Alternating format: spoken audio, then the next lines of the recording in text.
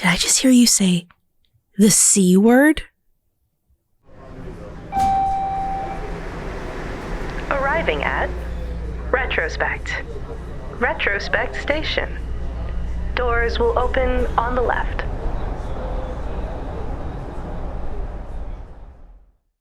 Welcome back, passengers, to Retrospect Station, the show where I show you just how colorful life can be. I'm your host, Elizabeth Dean, and I really should have started it by saying, welcome back, all you filthy capitalists, to Retrospect Station, the show where I show you just how communist life could be. But last week we talked about you guys apparently don't do the talking. I've got myself confused, I suppose. But I talked about how I'm on the road now and you should be afraid. I can drive now. Fear me. But in the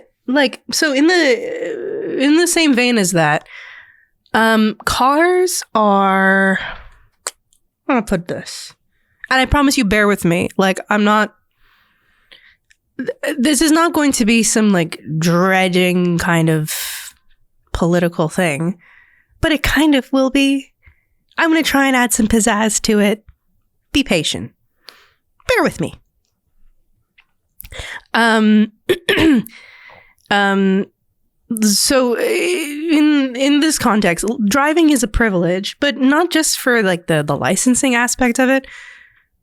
Being able to individually bring yourself around a place is kind of a privilege, and it's not a privilege we should all be keen on getting, yet we need it. Do you know what I mean? I said that in the last episode. I think that while I've got my driver's license and I can drive independently now, it's I'm not someone who particularly enjoys having a car to myself individually, because I would much rather have robust public transit. But cars are a very capitalist intrusion into society for most of human history.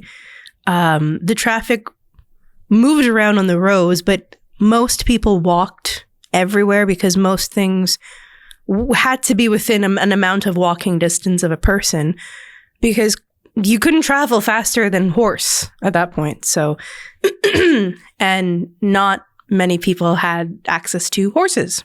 So they were a rarity on the roads and so on. And cars came on the scene. And fun fact, I just want everyone to think about one of the biggest streets in Mississauga. Think of, I don't know, Eglinton, Burnhamthorpe, Dundas, one of those. I want you guys to imagine what it would be like if everyone used the actual street to walk along. Because that's how it used to be. And when cars came around, cars kind of shoehorned their way in, into everything. And they killed a lot of people when they were introduced. You'll understand why I'm talking about it this way and why I mentioned communism earlier, and now I'm suddenly talking about cars. There's a lot of C words in this episode, but not the bad C word swear that I know you were thinking of originally. No, this one is the C word, communism. Basically what I'm getting at is that cars were not seen as a normal addition to society. It is that the car industries wanted people to buy cars. So they advocated to make jaywalking a crime. And jaywalking is, to us, it's not this anymore, but back when it was made into a crime, jaywalking was a person using the road as intended by walking along it.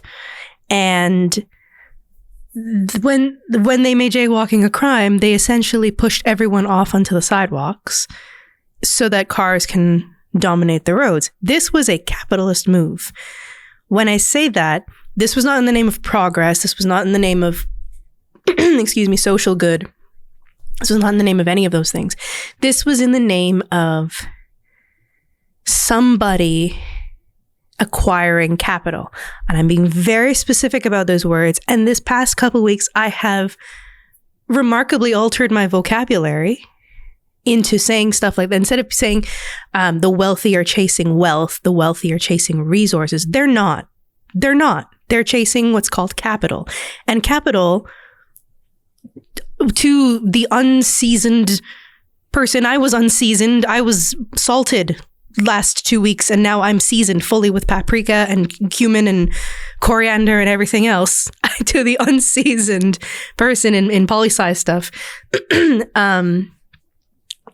capital might be synonymous with resources. They might mean the same thing to you. They're not. Capital is social power. And when they made jaywalking a crime, in order to acquire capital by making sure that everyone had cars, what they acquired was not wealth. It wasn't just the gold, like the money. It was social power, because now they not only control money, they control how the roads work, which the roads we pay taxes for. They are a common good, but private car manufacturers control the way that they work. The laws that we did in response to the road were not in response to the naturalness of people, so much as it was in response to this new contraption being imposed upon the road. And it wasn't a natural imposition. They had to make walking on the actual road a crime so that cars could dominate the road in order for them to acquire capital. That's my gentle easing into this, because this is, I don't know what else to tell you. Buckle up, pour yourself a mega pint. I'm going to read you something. It's not copyrighted. I'm clarifying this for myself to the lords and ladies above. It's not copyrighted. It was written in 1848. It is well out of the private domain and into the public domain by now, including the translation I'm going to read, because the translation was released in 1888, 40 years afterwards, after the, what? Was it being German originally?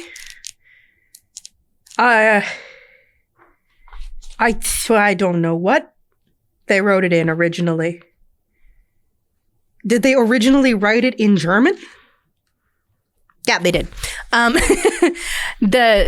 So like everything's into public domain now that I'm going to read. I am reading it from a book that's not in public domain, but the part of this book that technically isn't in the public domain is the enormous foreword preceding the thing that I am going to read for you, which is the titular topical thing that I wanted to share. I'm going to read to you, at the very least, if I can get through to it, the first two sections of the infamous The Manifesto of the Communist Party, the Communist Manifesto, written by Karl Marx and Friedrich Engels, and I believe translated into English by Samuel Moore. Yeah. Mm-hmm. Samuel Moore. Yeah, you heard me just straight up. I'm going to read it to you. There's a reason I'm doing this. I could have commentated on it. I could have done a lot of things about this. There's a reason I'm doing it this way. I decided to read this out of general interest and education. I don't even want to get into how I got onto this. Like, I can give a brief sentence, which is, I was curious about the concept of a manifesto as a literary object, in the same way that there's poetry, novels, short stories, documentary, nonfiction, whatever. So too are there these literary forms called manifestos. And up until, last month? To me, a manifesto was that thing that shooters write before they kill a bunch of people. And apparently, that's not what an actual manifesto is. And you'd never guess, because the media makes it very clear that the only time you're ever going to hear that word is in the context of someone who's violent and killing people. so that you're afraid of the word. Why would you need to be afraid of the word? Because boy, oh boy, when I went down my rabbit hole, did I find that there was a buttload of incredibly impressive, well-written, insightful manifestos out there that were written in the past, like maybe 200 years. And one should read them. One of them is the Communist Manifesto. I picked it up out of curiosity to see what the structure of a manifesto that isn't written by a psychopathic killer or a racist killer, what it would be like. And I thought I was just going to read something that basically said, capitalism bad, down with capitalism. We all live together, no class society. But I didn't know, I thought it was just going to be very straightforward, very forthwith. And I will say this, it's a very direct piece of literature. The language is at first glance intimidating, and I realized that in reading it quietly to myself, it was difficult to get through because of that. As soon as I started reading it out loud with intonation and pauses, like speech, made complete sense. So I realized that it would be beneficial if someone did that. Are there audiobooks of people reading the Communist Manifesto? Yeah, absolutely. But are you going to go looking for them? No.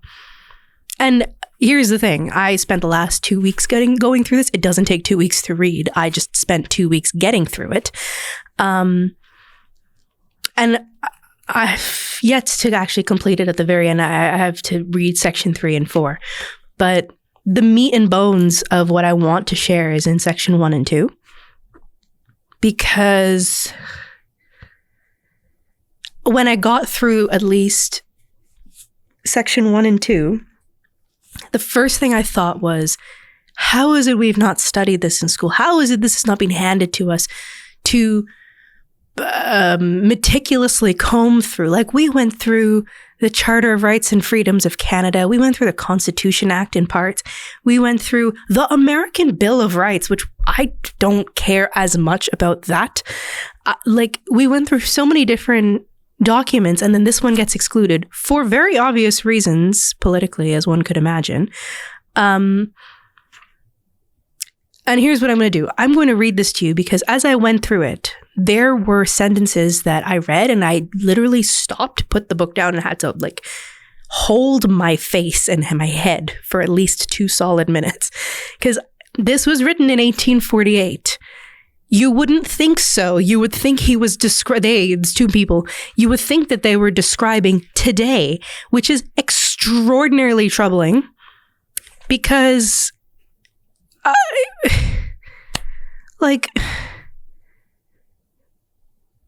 I think these 2 would be rolling in their graves if they had woken up today, almost 177 years later, and took a look around and realized that everything they asked for, begged people for, just never came to pass.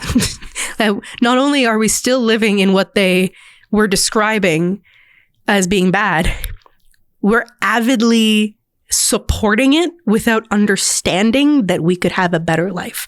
And you will hear me in other episodes, prior and future, say that we can have a better world and a better life. It's not a kumbaya, all utopia, childish dream. No, we can actually have betterment for everybody. This does not have to be this cruelty, this desolation, desperation. It does not have to be. It's not a natural law of nature or anything like that. Okay. Here's what I'm going to do. You're going to get a word of the week. I don't normally give you warnings, but you're getting a warning. You're going to get a word of the week. And then when you come back, we're going to start. Okay? All right. We'll see you on the flip side. Attention all passengers, we interrupt your experience to bring you a special announcement. Literacy is at an all-time low for reasons mainly because of the bourgeoisie and mainly out of our control these days. So I thought what better way to do my part than with a word of the week. This week's word is a word that I had to learn for myself. Manifesto. That scary word I just mentioned, huh? Manifesto spelled Manifesto.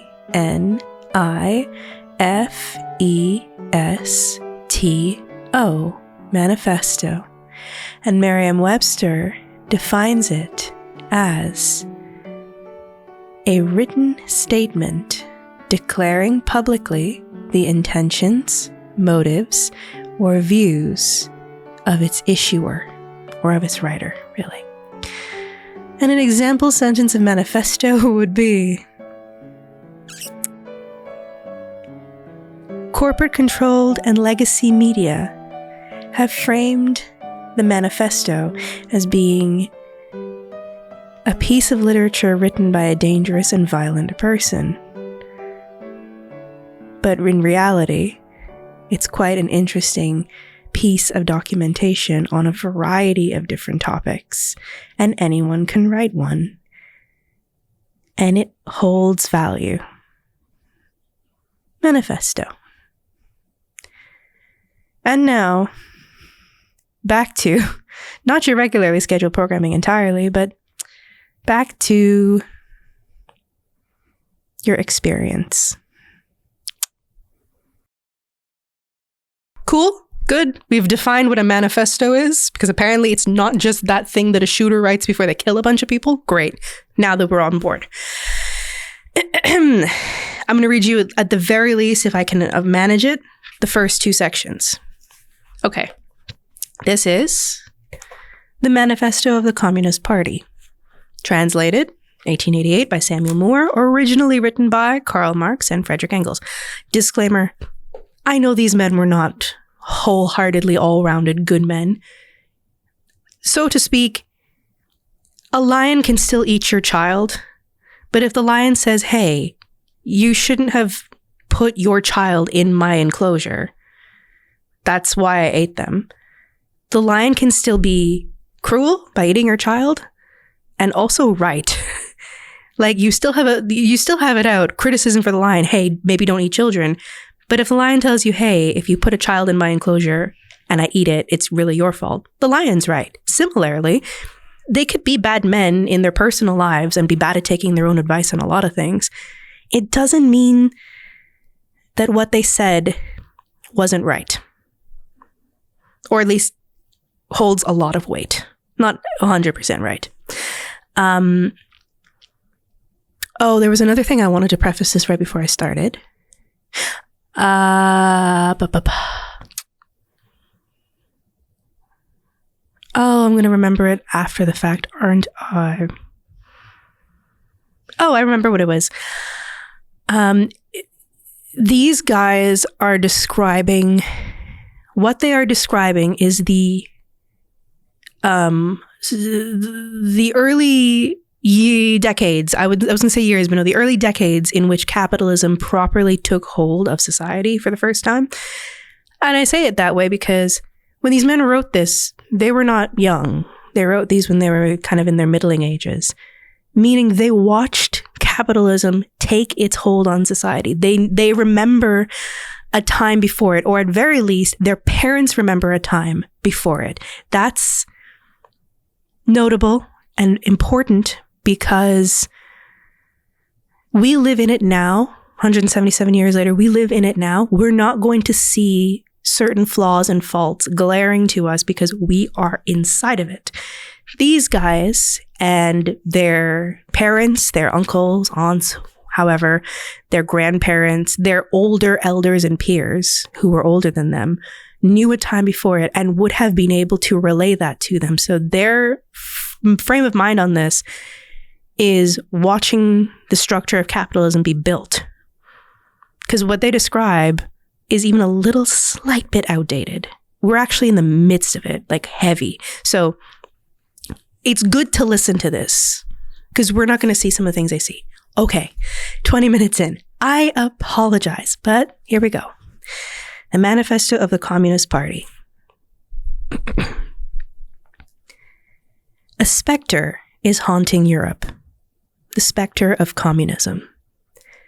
All the powers of old Europe have entered into a holy alliance to exorcise this specter. Pope and Tsar, Metternich and Guizot, French radicals, and German police spies. Where is the party in opposition that has not been decried as communistic by its opponents in power?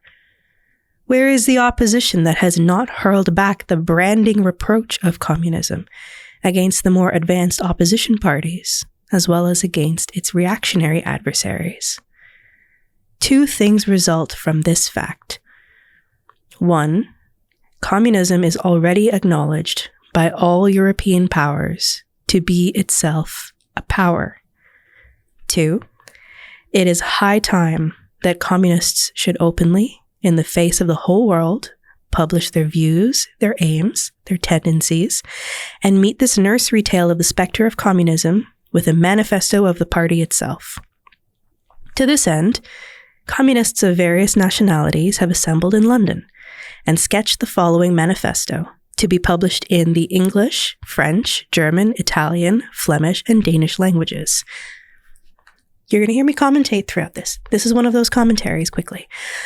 What they're saying in that second bit there about where is the party in opposition that has not been decried as communist by its opponents in power, what they're saying is kind of something that we observed happen in around the 1960s, 70s Cold War era with the Red Scare in America, which what they're really saying is when someone opposes the old powers, when a party opposes the old powers, the old capitalistic and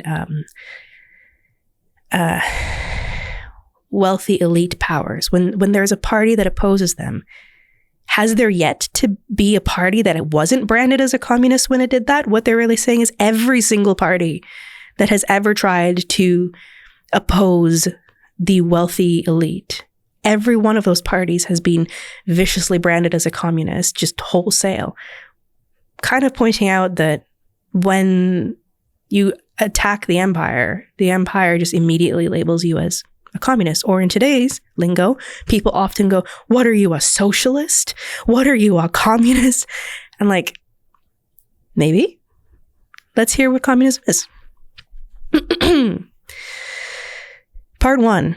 Bourgeois and proletarians. The history of all hitherto existing society is the history of class struggles. I will read that line again. The history of all hitherto existing society is the history of class struggles. Freeman and slave, patrician and plebeian, lord and serf, guildmaster and journeyman, in a word, oppressor and oppressed, stood in constant opposition to one another, carried on an uninterrupted, now hidden, now open fight, a fight that each time ended either in a revolutionary reconstitution of society at large or in the common ruin of the contending classes.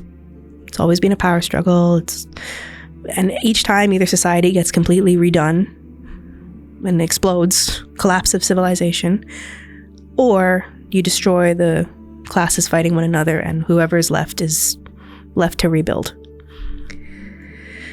In the earlier epochs of history, we find almost everywhere a complicated arrangement of society into various orders, a manifold gradation of social rank. That's a gradient. In ancient Rome, we have patricians, knights, plebeians, slaves, which is the hierarchy. In the Middle Ages, feudal lords, vassals, guildmasters, journeymen, apprentices, serfs.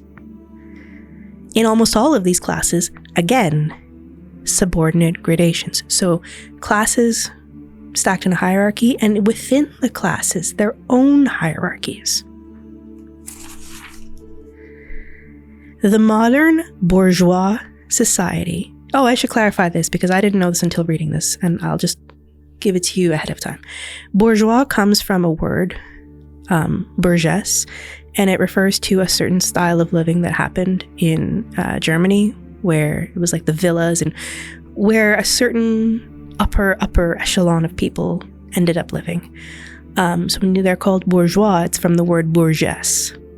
Those who live in bourgeoises are the bourgeois, but now it's come to mean the elites, okay? The modern bourgeois society, that has sprouted from the ruins of feudal society has not done away with class antagonisms. It has but established new classes, new conditions of oppression, new forms of struggle in place of the old ones.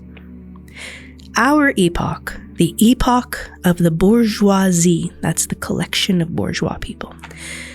Our epoch, the epoch of the bourgeoisie, possesses, however, this distinctive feature. It has simplified the class antagonisms. Society as a whole is more and more splitting up into two great hostile camps, in two great classes directly facing each other, bourgeoisie and proletariat. We are the proletariat. Yes, even the dumbass living in the Port Credit Mansion, yes, including him, he's also proletariat. Bourgeoisie is like those who hold power. Cool? Great. From the serfs of the Middle Ages sprang the chartered burghers of the earliest towns. From these burgesses, the first elements of the bourgeoisie were developed. The discovery of America, the rounding of the Cape, opened up fresh ground for the rising bourgeoisie. The East Indian and Chinese markets, the colonization of America, trade with the colonies, the increase in the means of exchange and in commodities generally, gave to commerce, to navigation, to industry, an impulse never before known, and thereby, to the revolutionary element in the tottering feudal society, a rapid development. In the feudal society, there was a segment of people who were revolutionary and kind of fighting back against the whole feudal system. And the boom that came with colonization gave that segment of the rebel segment, new development opportunities. Cool. The feudal system of industry, under which industrial production was monopolized by closed guilds. I reiterate that. The feudal system of industry, under which industrial production was monopolized by closed guilds, now no longer sufficed for the growing wants of the new markets. The manufacturing system took its place. The guild masters were pushed on one side by the manufacturing middle class. Division of labor between the different corporate guilds vanished in the face of division of labor in each single workshop. That needs context if you weren't born in the 1800s.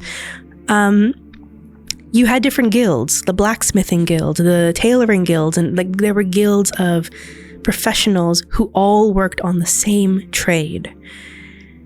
The guild masters, so the high professionals in those singular trade guilds, were messed up because now in the new manufacturing factories, the labor was divided up among all of the people in the same local building, in the manufacturing building, in one single workshop. All the steps and stages that were needed to make something that usually belonged to several guilds now happens in one location amongst all the workers, and every worker is typically expected to be able to do every single task. Sound familiar? Meantime, the markets kept ever growing, the demand ever rising. Even manufacture no longer sufficed. Thereupon, steam and machinery revolutionized industrial production. The place of manufacture was taken by the giant modern industry. The place of the industrial middle class by industrial millionaires. The leaders of whole industrial armies, the modern bourgeois. I'll kind of reframe that again. The place of manufacture was taken by the giant modern industry. So where things were made was taken over by the concept of modern industry. The place of the industrial middle class in society was now taken by the so-called industrial millionaires and those who were the leader of whole industrial armies, that is, owners of several factories or even just an entire factory, the modern bourgeois. That's who they became. The elite, the controller. Continuing. Modern industry has established the world market for which the discovery of America paved the way. This market has given an immense development to commerce, to navigation, to communication by land. This development has, in its turn, reacted on the extension of industry, and in proportion as industry, commerce, navigation, railways extended, in the same proportion the bourgeoisie developed, increased its capital, and pushed into the background every class handed down from the Middle Ages. Because remember, he's commenting on how society has been fractured into now two major classes. No longer this graded hierarchy. Now it's just super elite and everybody else. We see, therefore, how the modern bourgeoisie is itself the product of a long course of development, of a series of revolutions in the modes of production and of exchange. Revolutions not in like something turning. Revolutions is in we revolt. Or we read that again. We see, therefore, how the modern bourgeoisie is itself the product of a long course of development, of a series of revolutions in the modes of production and of exchange. Each step in the development of the bourgeoisie was accompanied by a corresponding political advance of that class. An oppressed class under the sway of feudal nobility, an armed and self-governing association, the medieval commune. Hold on. This is a weird sentence. It messed me up the last time I read it. Give me a moment. This is a giant run-on sentence. Excuse me for a moment. Each step in the development of the bourgeoisie was accompanied by a corresponding political advance of that class. And now he describes that. An oppressed class under the sway of the feudal nobility, an armed and self-governing association in the medieval commune. Here, independent urban republic as in Italy and Germany. There, taxable third estate of the monarchy as in France. Afterwards, in the period of manufacture proper, serving either as, oh my god, I'm gonna have to put in a bunch of ors and cut the sentences because otherwise it's not gonna make sense to anybody. Each step in the development of the bourgeoisie was accompanied by a corresponding political advance of that class. For example, an oppressed class under the sway of the feudal nobility, that's one example. Next example, an armed and self-governing association in the medieval commune, like the big village collective. That's another example. Here, wherever he's located here, the independent urban republic, as in Italy and Germany. That's another example of the development of bourgeoisie. There, he's just referring to another place, another example. There, taxable third estate of the monarchy, as in France. That's another example of the development of a bourgeoisie. In France, they became the third estate of the monarchy. Afterwards, here's another example. Afterwards, meaning after the fall of aristocrats. Afterwards, in the period of manufacture proper, so the Industrial Revolution, serving either the semi-feudal or the absolute monarchy as a counterpoise against the nobility.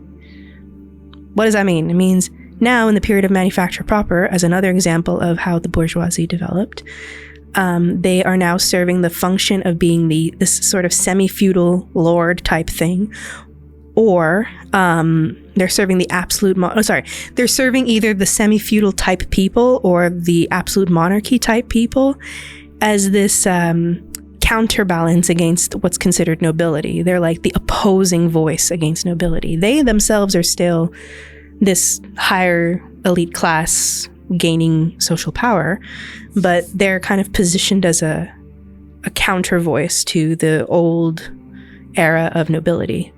Keep in mind, this is 1848. They were coming out of kings and queens in a lot of European countries. Cool.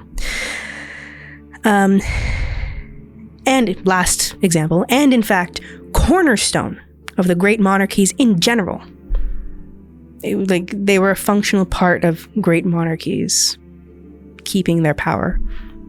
The bourgeoisie has, at last, since the establishment of modern industry and of the world market, conquered for itself, in the modern representative state, exclusive political sway.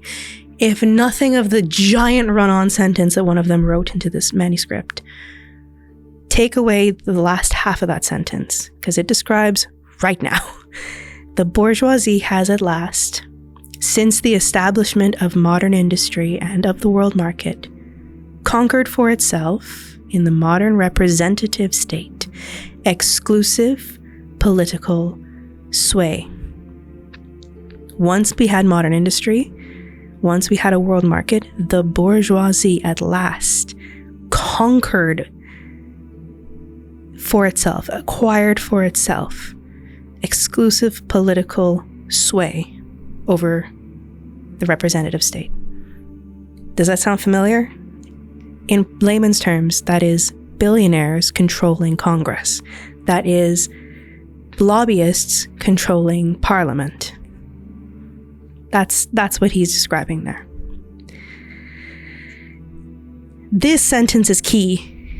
The executive of the modern state is but a committee for managing the common affairs of the whole bourgeoisie. The executive of the modern state is but a committee for managing the common affairs of the whole bourgeoisie. The executive of the modern state means Congress or a council, or doesn't matter. Whatever the governing executive body that does stuff in the name of the state. So Parliament does stuff in the name of Canada. That's the executive of the state. He's saying that that's a committee for managing the common affairs of the entire bourgeoisie. He's right. Our governments have now become a committee for managing the interests of whatever the elite want. Sound familiar? Great, cool. Let's continue. The bourgeoisie, historically, has played a most revolutionary part. The bourgeoisie, wherever it has got the upper hand, has put an end to all feudal, patriarchal, idyllic relations. I'm using the word patriarchal, not patriarchal, because in today's society, patriarchal to us usually has the connotation of being men ruling and women subjugated. That's not what he means here. There is another use of the word patriarchal, and he's more referring to yes, it's passage through men's line, but what he really is referring to is your grandfather was a farmer, your father was a farmer, you are a farmer, your grandson is a farmer. That's the patriarchal relationship where, and also in guilds where, again, typically certain guilds were male dominated, but the structure he's referring to is not so much the men being there. He's referring to the structure of I defer to the senior above me, and then he defers to the senior above him, and so on. That's what he's describing. So that's why I'm saying patriarchal on purpose, from patrician.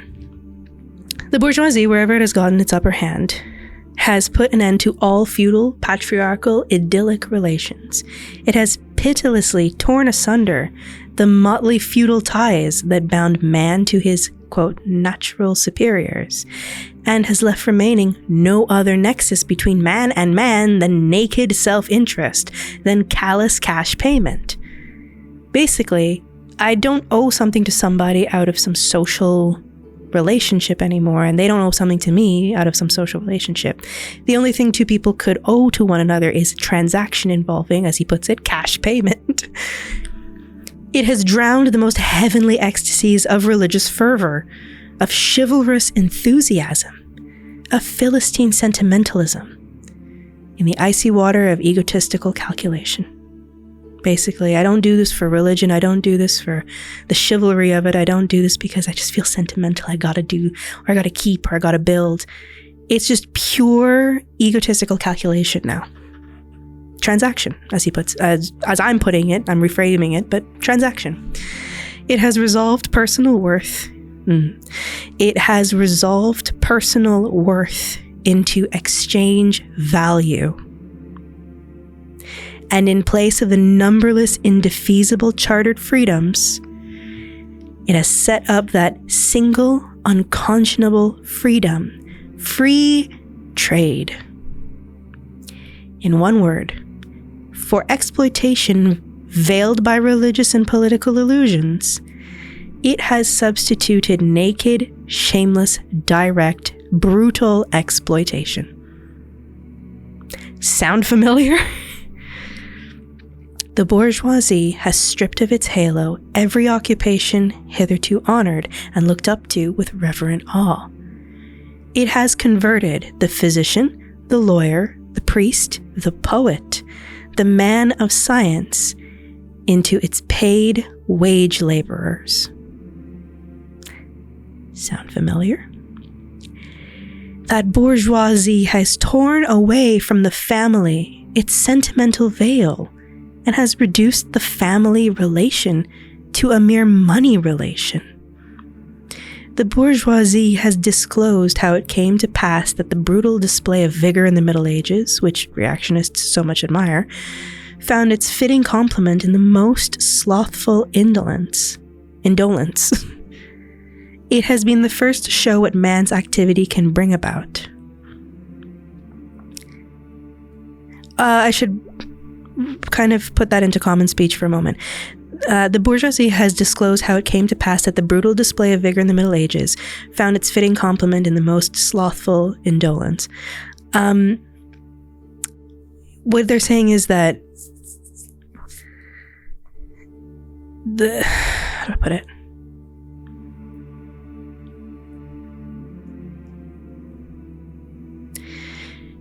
It's saying that like in where like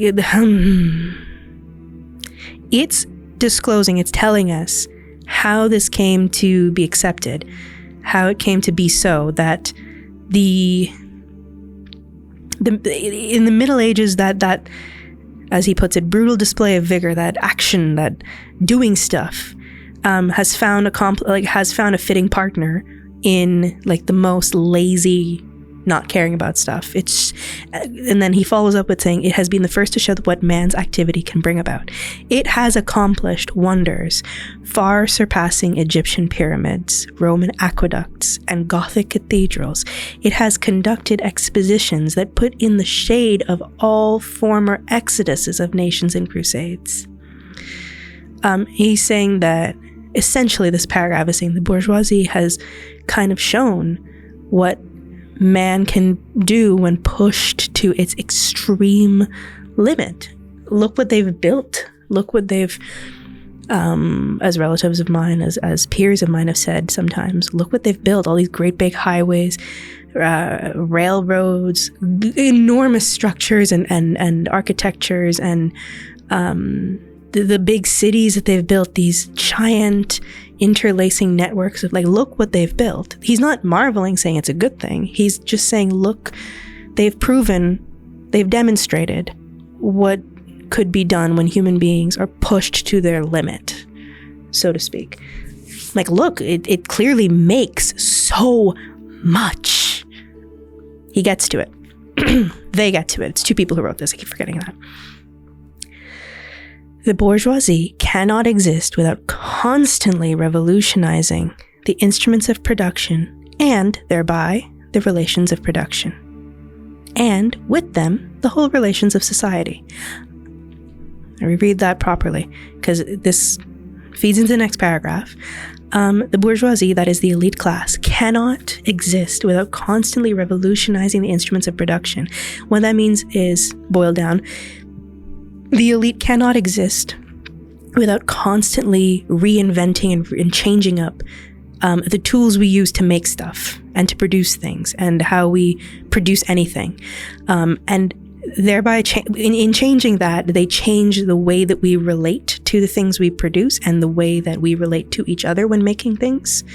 And the relationships between, like, for example, the making of the computer involves different industries and different parts makers and whatever. But if you reinvent the tools used to make a computer entirely, you also change the relationships between those businesses radically. And as a result, you also change the relationships people have with one another in society.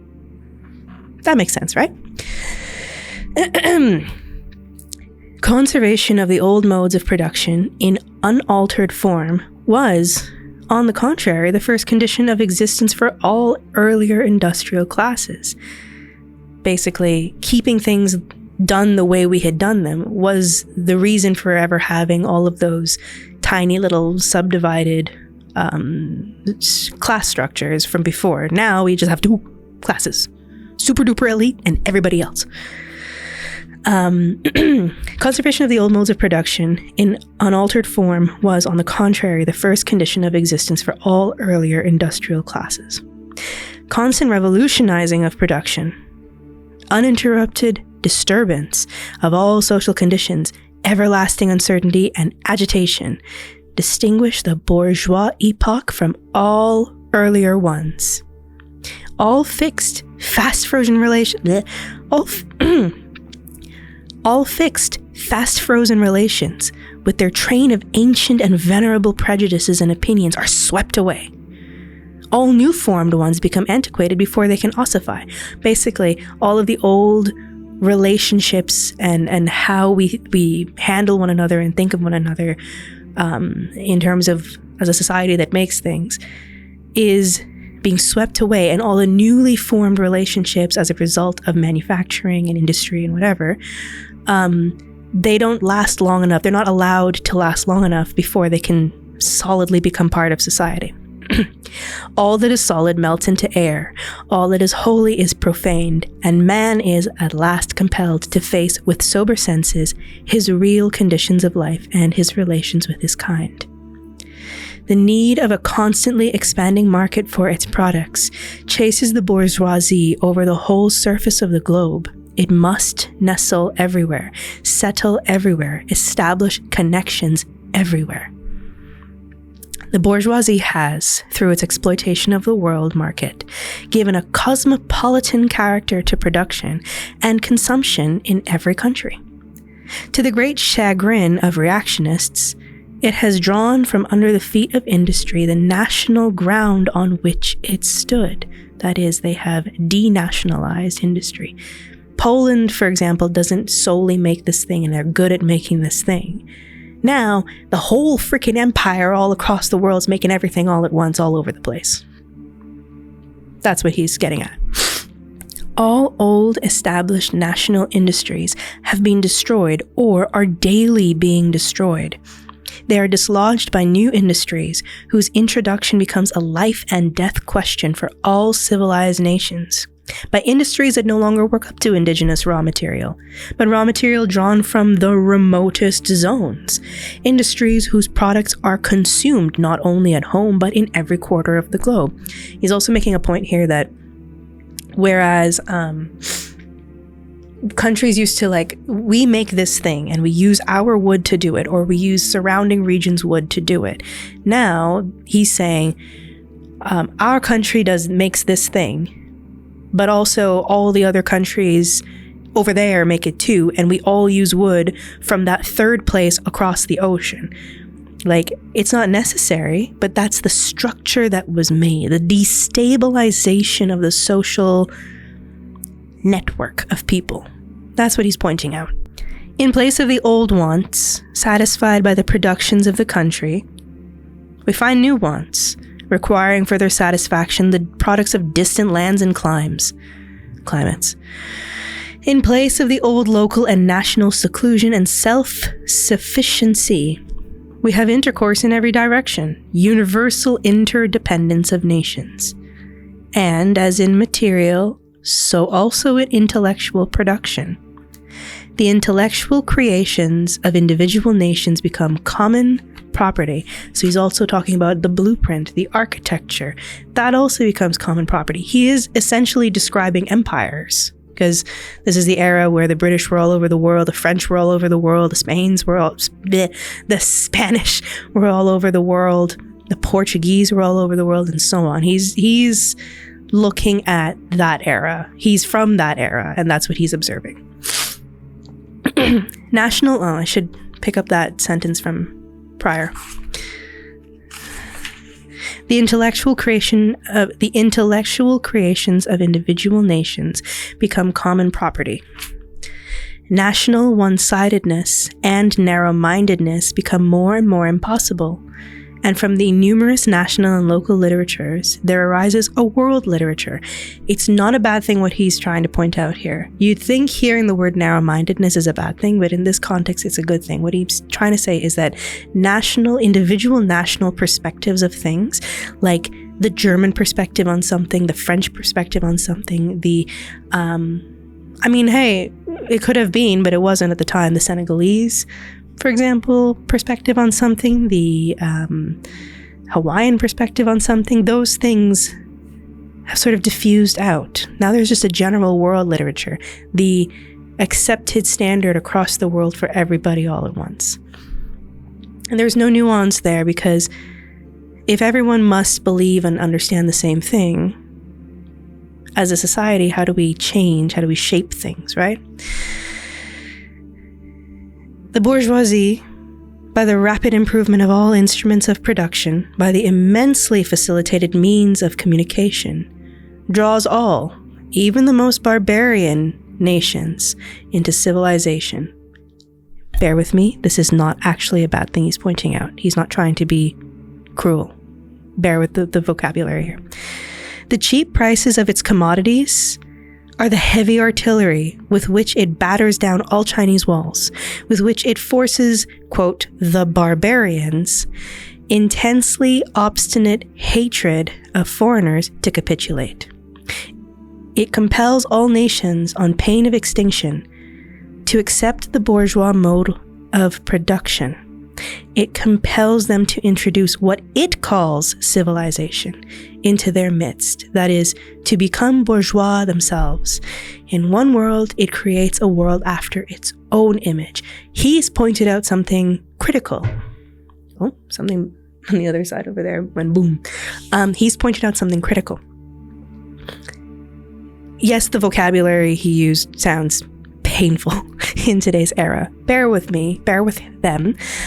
It's two men who wrote this, I forget that. They are using the vocabulary commonplace at their time. Was it intentionally cruel, the vocabulary used? When it was introduced to society, yes, but this is how things were described. He makes an excellent point. What he's trying to say is that no matter what stage of society, civilization, form of civilization your nation had originally held, and probably enjoyed and liked and were fine with, the bourgeois went round the world and, as he puts it, compelled all nations on pain of extinction to adopt the bourgeois mode of production. We know that. We call it today colonization. But he's describing it here. He's not using the words we use today, but he's describing it full force and saying that, yeah, it didn't matter how, in his words, how barbarian or how whatever format of civilization you had, it didn't matter. The bourgeois went around and, on pain of extinction of your people, forced their iteration, their version of what it calls society and civilization onto you. We know this. Canada was built like that. They came here and they forced their version of civilization onto the inhabitants of Turtle Island. They didn't want it, but they got it. That's what he's describing. What he just said there was colonization. Continuing on, the bourgeoisie has subjected the country to the rule of the towns. It has created enormous cities, has greatly increased the urban population as compared with the rural, and has thus rescued a considerable part of the population from the idiocy of rural life. To clarify, that word was not used in that time to mean you're dumb and stupid and derogatory. Back then, the concept of an idiot was literally just a simpleton, somebody who lived simply and didn't bother themselves with a bunch of academic things. It wasn't necessarily derogatory so much as it was actually a word. 200 years or so has made it into a derogatory word. But he's really saying that the bourgeoisie subjected entire countries to the rule of the cities. You know how people complain, so how come the entire GTA controls what happens in Ontario? Why do you think I say people need to read this manuscript? It's happening now. It's the structure of society. Ta-da! Just as it has made the country dependent on the towns, so it has made barbarian and semi-barbarian countries dependent on the civilized ones. Nations of peasants dependent on nations of bourgeois, the East on the West. He's saying that the smaller countries, the so-called barbarian countries, what he really is saying, the ones that don't have giant towering structures and stuff, are now dependent on at the time, the words they were using, civilized ones. The ones that were dubbed as being not the simple live on the land type people, but the ones who put up big castles and stuff. Now they're dependent on those, quote, bigger, wealthier nations. Nations of peasants are dependent on nations of bourgeois. In the case of the conquering and enslavement of Africa, those people who lived a much more simpler, with the ground, indigenous style life, because of this system, have been forced to now be dependent on the so-called, as he uses the word civilized, but what he's referring to is the empire nations, the bourgeois nations, which they have all the wealth and resources extracted out of those peasant countries. And those peasant countries are now dependent on them for any amount of survival. The bourgeoisie keeps more and more doing away with the scattered state of the population, of the means of production, and of property. It has agglomerated population, meaning clustered it in one spot, centralized the means of production, and has concentrated property in a few hands. Does that sound familiar? You know, let me just reread that there. It has agglomerated population. Shall we look at the population of the Greater Toronto Area? Centralize the means of production. Shall we look at the monopolies that are happening in Canada? And has concentrated property in a few hands. Shall we look at the housing crisis caused by landlords in this country? Sound familiar? Okay. The necessary consequence of this was political centralization.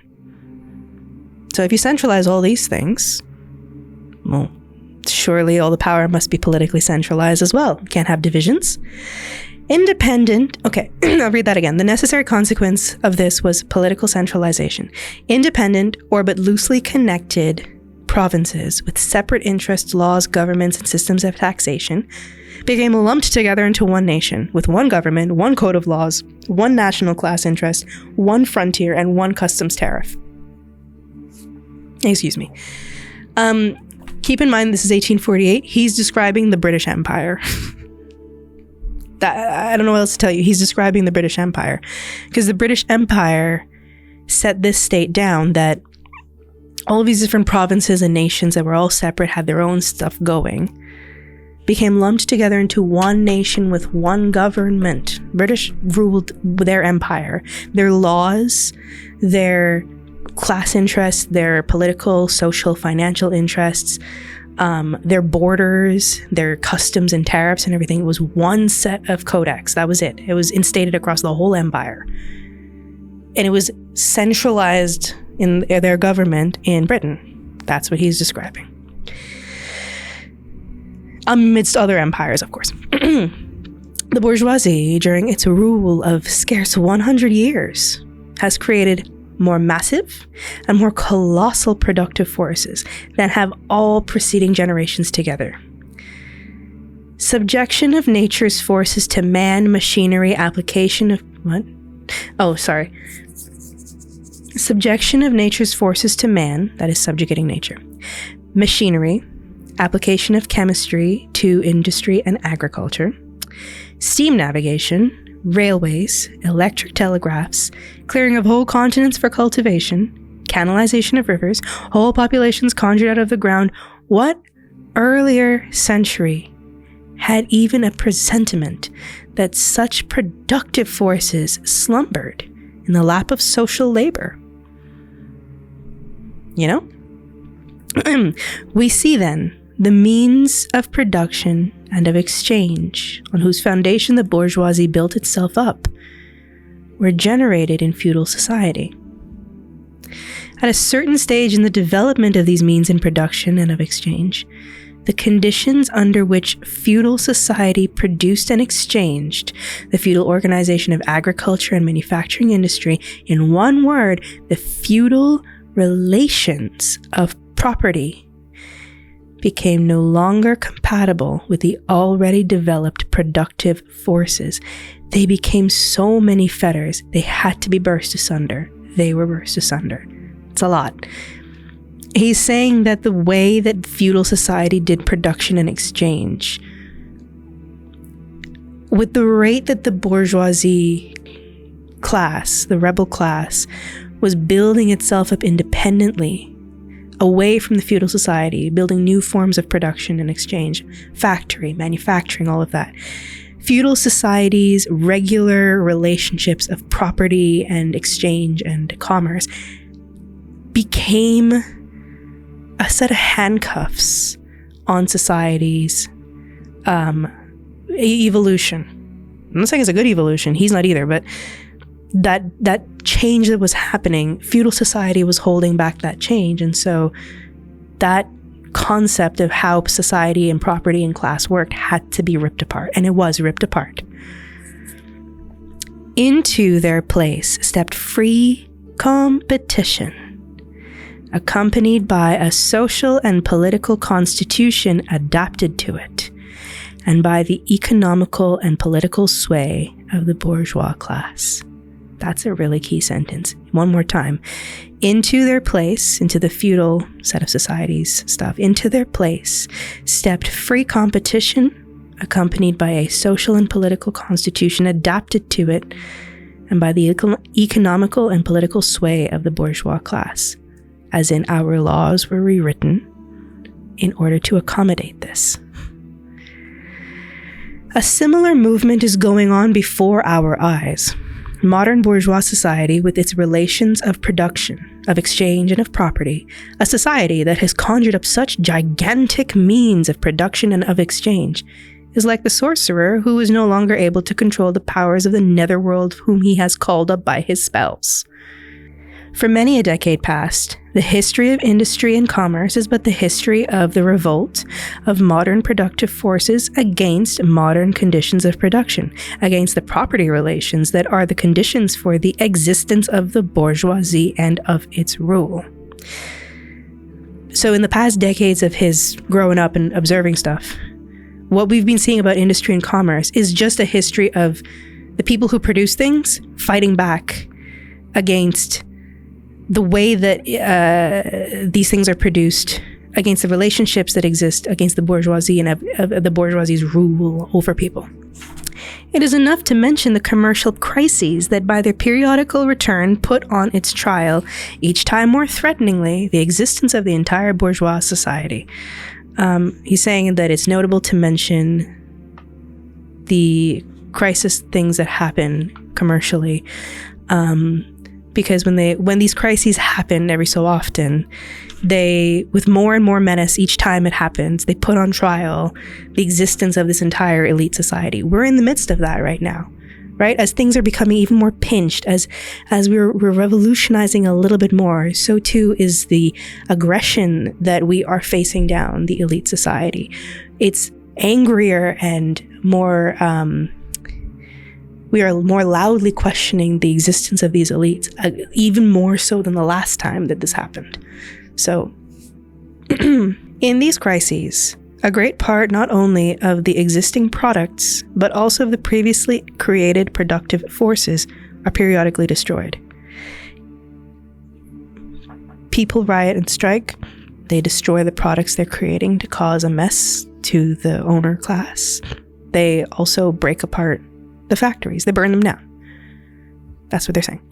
In these crises, there breaks out an epidemic that, in all earlier epochs, would have seemed an absurdity. The epidemic of overproduction. I'm going to slightly reread the paragraph because it goes together. It is enough to mention the commercial crises that by their periodical return put on its trial each time more threateningly the existence of the entire bourgeois class. In these crises, a great part, not only of the existing products, but also of the previously created productive forces, are periodically destroyed. In these crises, there breaks out an epidemic that, in all earlier epochs, would have seemed an absurdity: the epidemic of overproduction. Society suddenly finds itself put back into a state of momentary barbarism. It appears as if a famine, a universal war of devastation, has cut off the supply of every means of subsistence. Industry and commerce seem to be destroyed. And why? Because there is too much civilization, too much means of subsistence, too much industry, too much commerce. The productive forces at the disposal of society no longer tend to further the development of the conditions of bourgeois property. On the contrary, they have become too powerful for these conditions by which they are fettered. And so soon as they overcome these fetters, they bring disorder into the whole of bourgeois society, endanger the existence of bourgeois property. The conditions of bourgeois society are too narrow to comprise the wealth created by them. The conditions of bourgeois society, that is what is required to keep that elite class standing, the conditions of that are too narrow to comprise the wealth created by them. It's too small to be made up of all of the wealth that has been brought into existence by them, in that they've ordered the production of these things: food, water, technology, whatever. It escapes them. The conditions of bourgeois society are too narrow to comprise the wealth created by them. And how does the bourgeoisie get over these crises? On the one hand, by enforced destruction of a mass of productive forces. On the other, by conquest of new markets. And by the more thorough exploitation of the old ones. That is to say, by paving the way for more extensive and more destructive crises, and by diminishing the means whereby crises are prevented.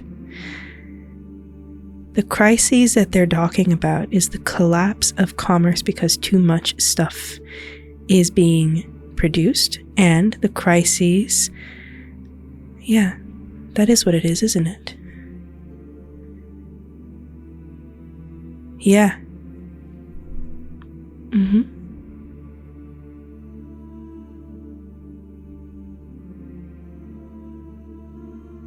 Sorry, I just took a moment to kind of,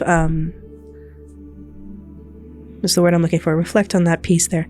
He's describing a couple of things at once. The crises that happen, forgive me, he's not particularly talking about just the riots. He's also talking about how basically when one aspect of the commerce structure breaks down, either it produces too much or it produces too little or it has been destroyed, somehow the entire economy grinds to a halt.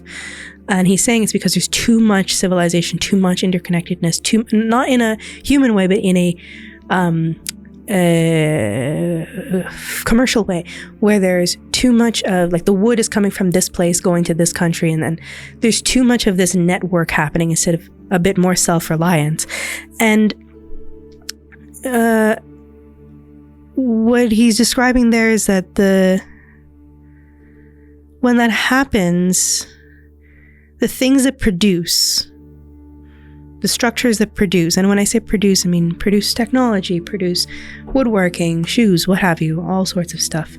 It no longer just furthers the development of bourgeois property, of the elite's property. It's too big for that at that point. And when our production becomes too big, to the point where basically if you overproduce shoes, shoes have no value. If you overproduce food, food has no value. And therefore, how does that uplift the bourgeois property anymore? How do you get to be wealthier as a bourgeoisie person if the food is so plentiful that there's no need to buy it anymore? It's just pouring out of the farms.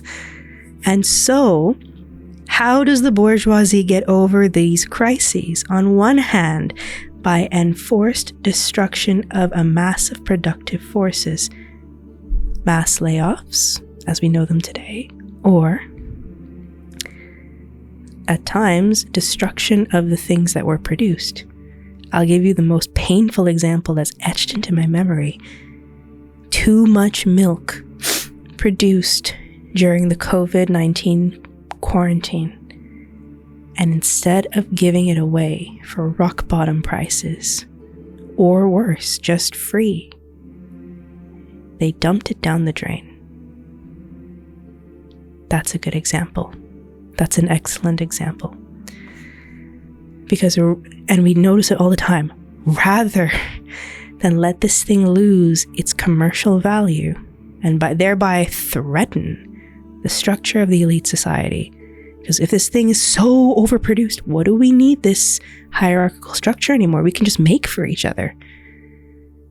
Okay, fire, lay off, put a strain on the system, and many times destroy what was produced so that there's not enough anymore, or that there's not an over extension of it. That's what he's describing. Took me a while to process it. He's also saying by the conquest of new markets. If we observe what is happening right now in Palestine, if we observe what is happening in Congo, in Sudan, God, every single country, every freaking decade, losing that touch, losing that control, things becoming a little cheaper, things become a little more easy for people to get. There's too much production. Go conquer another nation. Go take over somebody else's market. Go to war. That's also the thing he's kind of hinting at here. That is to say, by paving the way for more extensive and more destructive crises, and by diminishing the means whereby crises are prevented. They're trying to prevent the smaller mini crisis and paving the way for even more worse destructive crises. Okay, now that we've gotten past that really clunky paragraph, I'm sorry.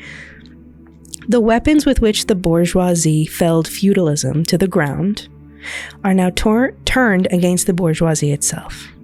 But not only has the bourgeoisie forged the weapons that bring death to itself, it has also called into existence the men who are to wield those weapons, the modern working class, the proletarians.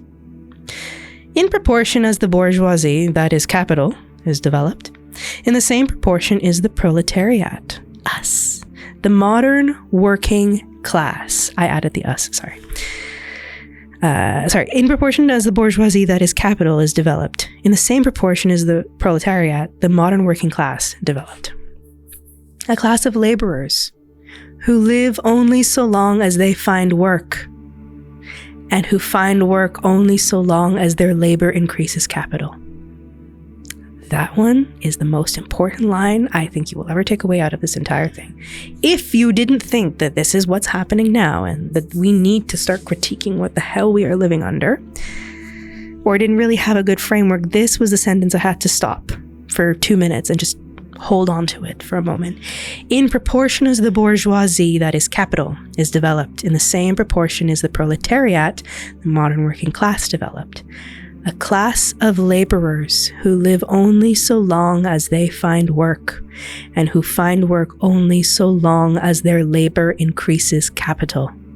These laborers who must sell themselves piecemeal are a commodity, like every other article of commerce, and are consequently exposed to all the vicissitudes of competition and to all the fluctuations of the market. When you think of LinkedIn, market yourself, network yourself, that's it there. In 1848, that's it there. 177 years ago, this man would be roiling in his grave if he could see LinkedIn today. So, I mean, guys, just please take that part away. This is us. I describe it like this.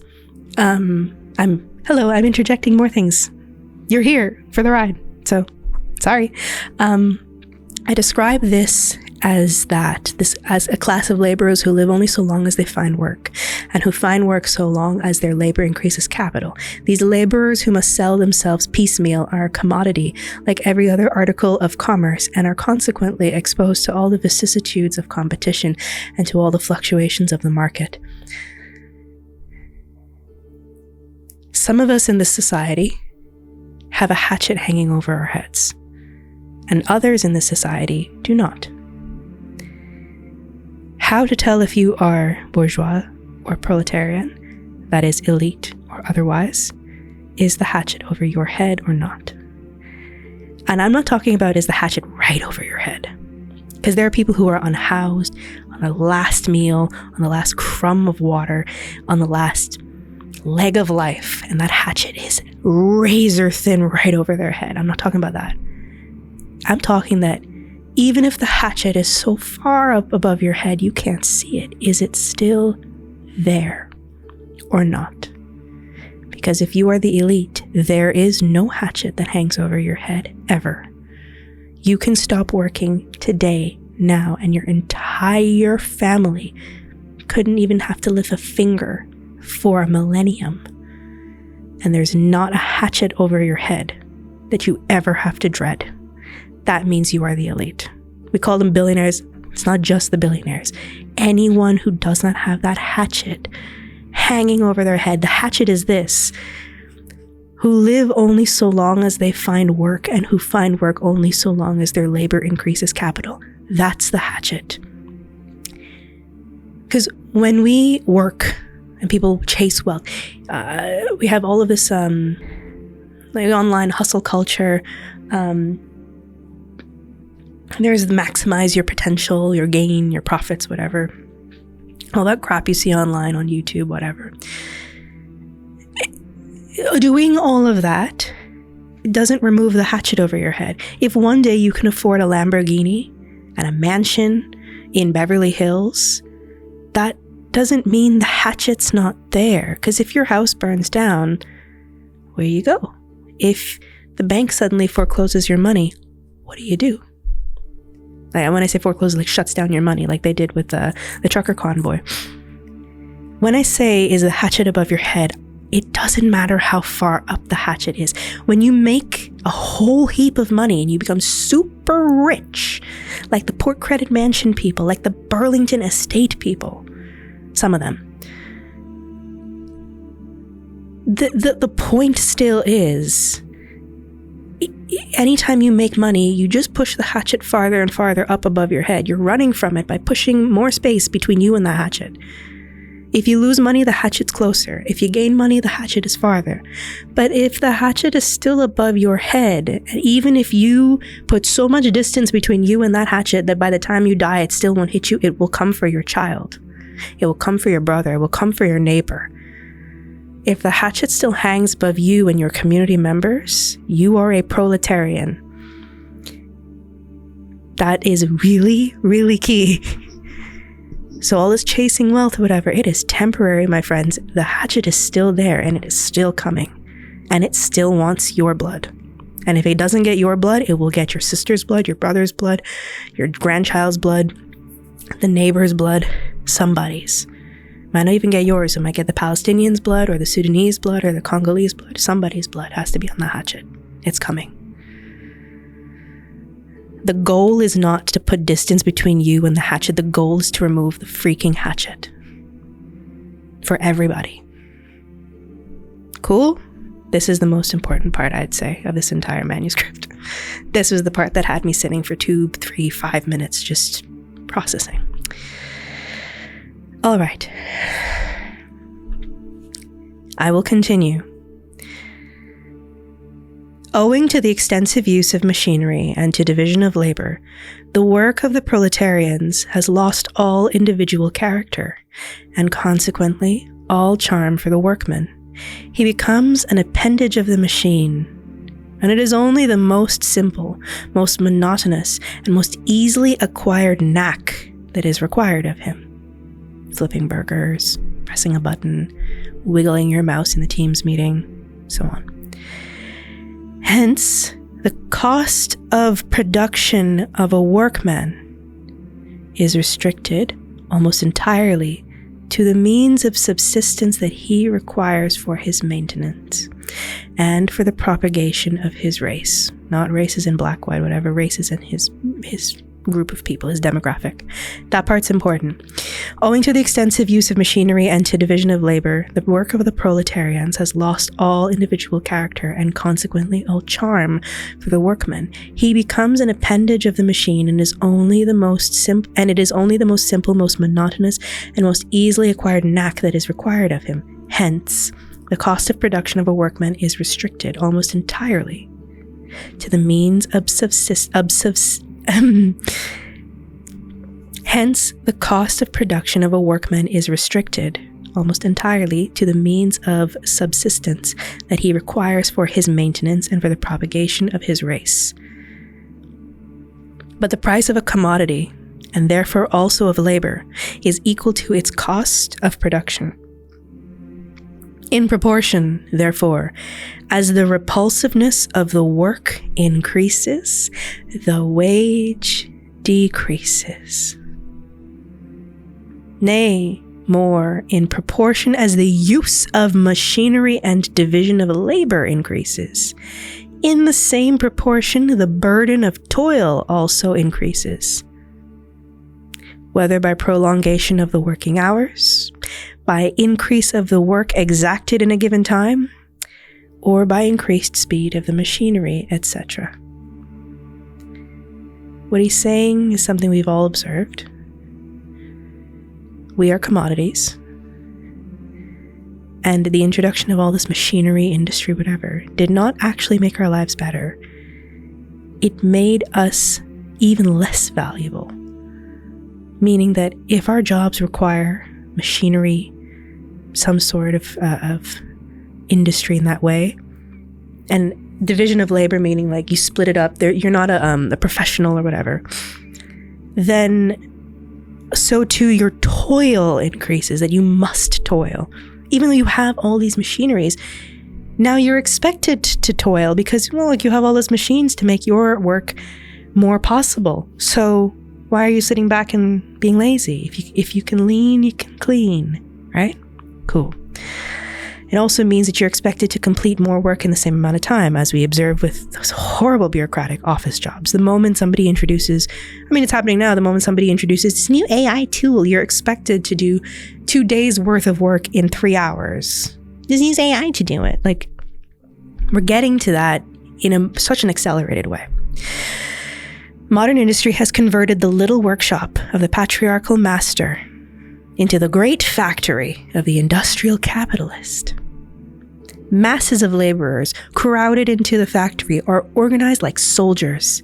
As privates of the industrial army, they are placed under the command of a perfect hierarchy of officers and sergeants.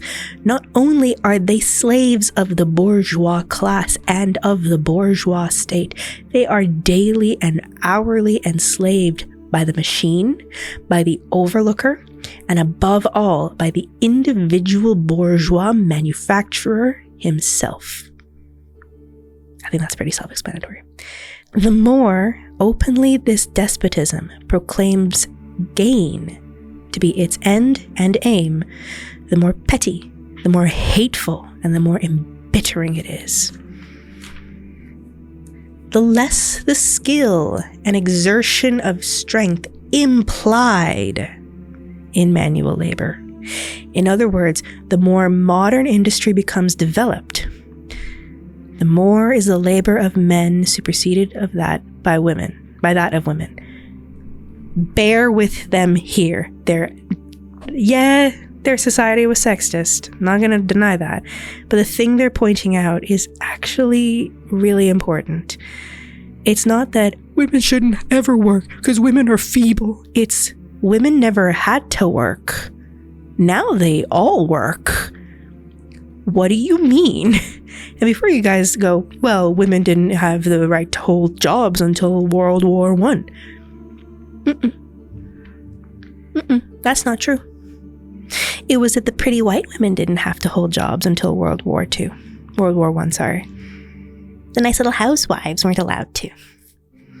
For many, especially in the Victorian era, the whole household worked. And by that I mean, women didn't necessarily go work in the factory. Women had jobs, if you were poor, if you were proletarian, if you weren't, budding middle class, living in your own little nice estate or something, if you were just dirt poor, like a baker, a coal shoveler, something, not only did the husband, the father of the family, go and do hard manual labor, the women did too. As early as like 12 years old, you went out. That was it. The young teenagers would become things like scullery maids or window wipers and washers or whatever. Like they would do smaller tasks that were seen as more feminine. Sure, whatever. That's its own sexist problem. But they too were expected to go out and earn some shillings. The women usually washed the whole neighborhood's clothes for a few coins. You go down to the middle class neighborhood, collect a bunch of laundry, bring it back to your place and wash it all, and then deliver it in the next morning for pay. That was never the case before. That's what they're pointing out here. So bear with them. I'm going to reread that piece because it's important. Bear with them. It sounds sexist. It's not intended to actually be, as strongly as it might sound. Sorry. Not only are they slaves of the bourgeois class and of the bourgeois state, they are daily and hourly enslaved by the machine, by the overlooker, and above all, by the individual bourgeois manufacturer himself. The more openly this despotism proclaims gain to be its end and aim, the more petty, the more hateful, and the more embittering it is. The less the skill and exertion of strength implied in manual labor, in other words, the more modern industry becomes developed, the more is the labor of men superseded by that of women. Differences of age and sex have no longer any distinctive social validity for the working class. All are instruments of labor, more or less expensive to use according to their age and sex. No sooner is the exploitation of the laborer by the manufacturer so far at an end that he receives his wages in cash, then he is set upon by the other portions of the bourgeoisie, the landlord, the shopkeeper, the pawnbroker. He's saying what we've all been saying this past 2 decades. I barely got my paycheck. I slaved for my paycheck. And now you want to take it away? In my rent? In this shop and that? I spent more than half the paycheck on rent. Then by the time I'm done at the grocery store, I'm dirt poor. I got $2. That's what he's saying. The lower strata of the middle class, the small tradespeople, shopkeepers and retired tradesmen generally, and handicraftsmen and peasants, all these... let me reread that. The lower strata of the middle class, the small tradespeople, shopkeepers and retired tradesmen generally, the handicraftsmen and peasants, all these sink gradually into the proletariat, partly because their diminutive capital does not suffice for the scale on which modern industry is carried on and is swamped in the competition with the large capitalists, partly because their specialized skill is rendered worthless by new methods of production. Thus, the proletariat is recruited from all classes of the population. He's saying what we've also been talking about. People were commentating on it in the 60s and 70s. At the same time that the Red Scare was happening in the US, oh, don't say communist, don't say you're a communist. But they were talking about it, that shortly after that came the shrinking middle class, where, it's attributed to several different policies in that era, but that's extra acceleration of an already existing problem that's been observed since 1848, which is that the middle class slowly keeps shrinking into the working class, the lower level class, the proletariat, no longer containing that tiny amount of power that they had. Now they too are put to slave and labor for a wage. Why? Because their work is being made obsolete. Their technical skills are being made obsolete. The value of their skills is being made obsolete or lessened, and so they can no longer, because remember, we're all commodities that have to leverage ourselves into the market, they can no longer do that. That's what he's describing. Okay. The proletariat goes through various stages of development. with its birth begins its struggle with the bourgeoisie. At first, the contest is carried on by individual laborers, then by the work people of a factory, then by the operatives of one trade in one locality against the individual bourgeois who directly exploits them. He's talking about how revolution starts. They direct their attacks not against the bourgeois conditions of production, but against the instruments of production themselves. They destroy imported wares that compete with their labor. They smash to pieces machinery. They set factories ablaze.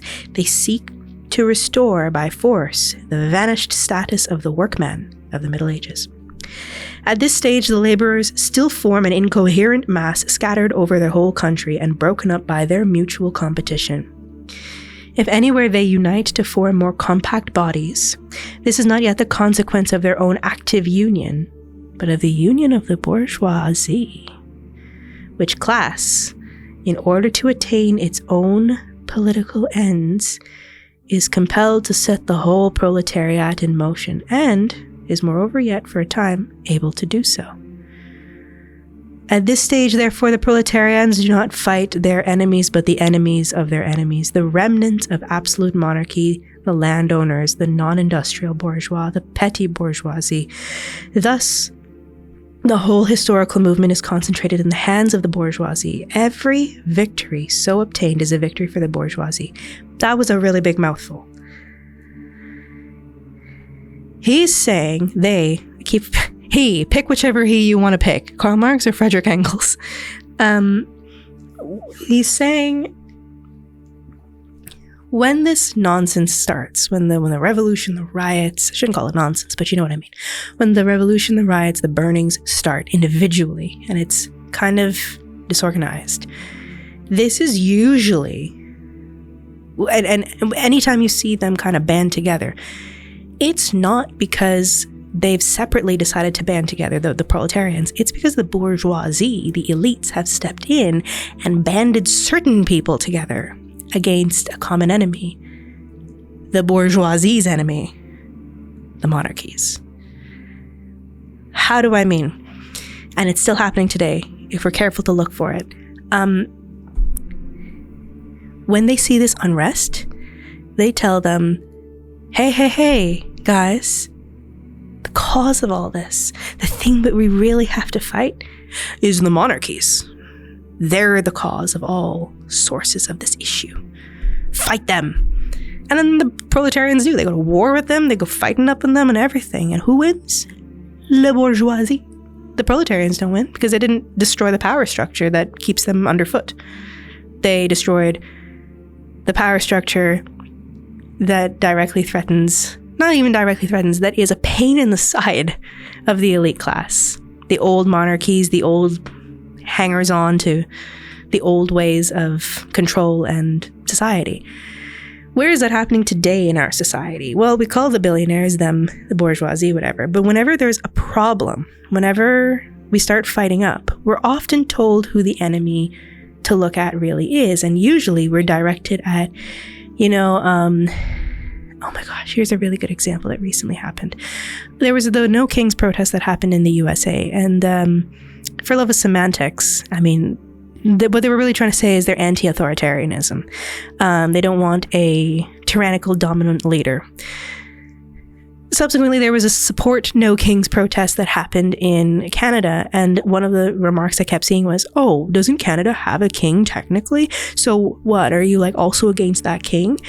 It's the redirection. There's so much political redirection that happens that when people start fighting up against the actual billionaire class, very quickly you're told, no, the real enemy are the Democrats. The real enemy are these other power structures that, if you really observe, those are the power structures that are a pain in the side of the elite class. The elite class doesn't like the Democrats. I'm not saying the Democrats do us any good in America, but anytime people come with actual good critiques against the billionaire class, the elite class, the first thing you hear is a redirection against the Democrats. The Democrats are doing this to us. The socialists are doing this to us. The Russians are doing this to us. It's always whatever bigger power structure is a thorn in the side of the elite class. In this case, at this time in history when this was written, it was the remaining monarchs. Now it's the different dictators across the world. Hamas, this, that. There's always a new enemy. And it's never actually our enemy. So the enemies of our enemies is who we end up fighting. Our enemy is actually the elite class, for real. But whenever we organize, we're very quickly hijacked by the ruling class and forced or cajoled into fighting their enemies instead. But with the development of industry, the proletariat not only increases in number, it becomes concentrated in greater masses, and its strength grows, and it feels that strength more. The various interests and conditions of life within the ranks of the proletariat are more and more equalized in proportion as machinery obliterates all distinctions of labor and nearly everywhere reduces wages to the same low level. That is, the more and more of us there are, the more and more that we're subjugated, the more and more middle class that falls into the proletariat. We all end up working for minimum wage. There's no distinction. All of our technical skills and everything, we all end up working for minimum wage, and all of us are struggling to survive. Doesn't matter. That's what he's showing there. The growing competition among the bourgeois and the resulting commercial crises make the wages of workers ever more fluctuating. The unceasing improvement of machinery, ever more rapidly developing, makes their livelihood more and more precarious. The collisions between individual workmen and individual bourgeois take more and more the character of collisions between two classes. Thereupon, the workers begin to form combinations, trades unions, against the bourgeois. They club together in order to keep up the rate of wages. They found permanent associations in order to make provision beforehand for these occasional revolts. He means strikes. Here and there, the contest breaks out into riots. Keep in mind that this was in a time of history before such things as like the right to strike and so on. And also, this is before such time in history as a legal minimum wage. You could literally pay someone pennies because there was no reason. Like, you could just say to them, yeah, sorry, the machine took your job. You're only worth a penny now, or whatever. Yuck. So this is before minimum wage. Now and then the workers are victorious about said riots. Now and then the workers are victorious, but only for a time. The real fruit of their battles lies not in the immediate results, but in the ever-expanding union of the workers. This union is helped on by the improved means of communication that are created by modern industry and that place the workers of different localities in contact with one another. It was just this contact that was needed to centralize the numerous local struggles, all of the same character, into one national struggle between classes. But every class struggle is a political struggle, and that union to attain, which the burghers of the Middle Ages with their miserable highways required centuries, modern proletarians, thanks to railways, achieve in a few years. I'm gonna kind of just paraphrase that. He's trying to say that, listen, the union of us is key. And ironically, technically, observably, this modern industry that's been forced upon everyone has come with one benefit to the proletarians themselves that have come out of this structure of society, and that is that this ever-changing, ever-expanding, ever-improving modes of transportation and communication has given the proletariat an advantage, whereas the burghers who were organizing in the Middle Ages to form their own society against the feudal system, they took centuries to organize themselves because they had nothing but highways and horse-drawn carriages to get along on. Now, in this era that he's describing, the proletarians have the railway, and the organization of a strike, or just in general, the organization of a union of people, which would have normally taken centuries on horseback, now can happen in a matter of, what do you say, in a matter of a few years. Like I said, these men would be roiling in their graves if I could show them this device and tell them, yeah, we can all communicate with each other in a matter of seconds. Because they'd be like, and you still haven't organized? What do you mean? How is this possible? Also, I'm just interjecting here. I'm going to only read the first portion because this is going to go on a really long episode. I apologize. Here's what I'm going to do. Tune in, not next week. I won't drag you through communism every single week. But, I'll do this in like a however many part series. I might be able to do it in like 2 parts, like how I did the election thing. But I'll do it back to back so that way I'm not dragging you through the weeds of communism again. Like, just, you get 2 parts. Plus, they're probably going to be released within days of each other, so hooray. Yes, I fell off of my schedule. Okay. So yeah, he's commenting there that the burghers struggled for centuries with their miserable highways to try and organize together. Now, the modern proletarians, thanks to railways, they can achieve that in a few years. This organization of the proletarians into a class, and consequently into a political party, is continually being upset, again, by the competition between the workers themselves. But it ever rises up again, stronger, firmer, mightier. It compels legislative recognition of particular interests of the workers by taking advantage of the divisions among the bourgeoisie itself. Thus, the 10 Hours Bill in England was carried. I don't know what the 10 Hours Bill is. I'm just going to quickly look that up and cut it in.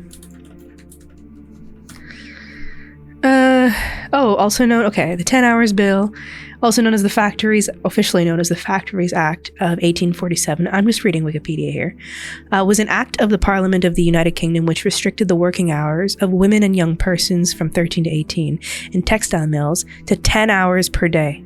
Ugh. So it was the first real start of, like, limitations on how much you could be put to work. Because originally there was also no restrictions on how many hours in a day you could be put to work. You worked 16 hours maybe even. Didn't matter. That was one of the first bills then in England to grant that concession for women and teenagers that they don't work more than 10 hours a day in the textile mills. Because it was really, really, really, really bloody labor to do it. And I guess what he's trying to say here is that this organization of the proletarian into a class that can get things done, if they are noisy enough about it, if they are loud enough about it, if they can band together for long enough about it and stand mighty and firm, they can get legislative action to happen. Altogether, collisions between the classes of the old society in many ways further the course of development of the proletariat. The bourgeoisie finds itself involved in a constant battle, at first with the aristocracy, later on with those portions of the bourgeoisie itself whose interests have become antagonistic to the progress of industry, and at all times with the bourgeoisie of foreign countries. Keep in mind, if you really think about it, the elites of our countries find ways to go toe-to-toe with the elites of other countries. Like, North American elites, billionaire elites, don't really like the Russian billionaire class. They don't really like the Nigerian billionaire class, and so on and so forth. They've got their factions among one another. In all these battles, it sees itself compelled to appeal to the proletariat to ask for its help, and thus to drag it into the political arena. The bourgeoisie itself, therefore, supplies the proletariat with its own elements of political and general education. In other words, it furnishes the proletariat with the weapons for fighting the bourgeoisie. What they are describing at this point in history, this is not quite as much this is not quite as much the case now. Is that in order, how to put it, when the bourgeoisie is like, oh my god, I have beef with those elites over there in that nation. Well, I can't fight them on my own. I'm too weak. Hey, proletarians, common folk, peasants, working class, I need you to fight them. whether it be war, whether it be a commercial trade, whether it be elbows up in Canada right now. Hey, I need your help, please. And in order to demand that help of us, we have to understand what the hell they're asking us to help with. And in doing so, they have to explain to us what their quarrel is. They have to say, well, I'm asking for your, like, let's take elbows up in Canada. You know what, guys, elbows up in Canada, we're going to have to. And you're asking, like, well, why? Why am I only buying Canadian? Why am I explicitly trying to only buy and use Canadian goods and services? Then they have to explain to us, well, you see, with the tariffs and with Trump and the way that Trump is trying to position himself to kind of make us the 51st state. Here's all the politics of the thing that we actually have to tell you the truth about, kind of, sort of, a little bit, so that you can feel inclined to help us and actually understand what it is you're doing by helping us. And what he's saying is, in doing so and telling us this information, they are inadvertently giving us the power to destroy them. If we know it, we can do something about it. That's what he's saying. Further, as we have already seen, entire sections of the ruling class are, by the advance of industry, precipitated into the proletariat, or are at least threatened in their conditions of existence. These also supply the proletariat with fresh elements of enlightenment and progress, saying that as the middle class trickles into the proletariat, we also get their perspectives working alongside our perspectives.